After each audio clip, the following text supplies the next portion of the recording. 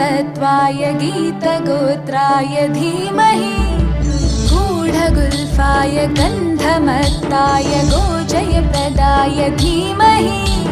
गुणातीताय गुणाधीशाय गुणप्रविष्टाय धीमहि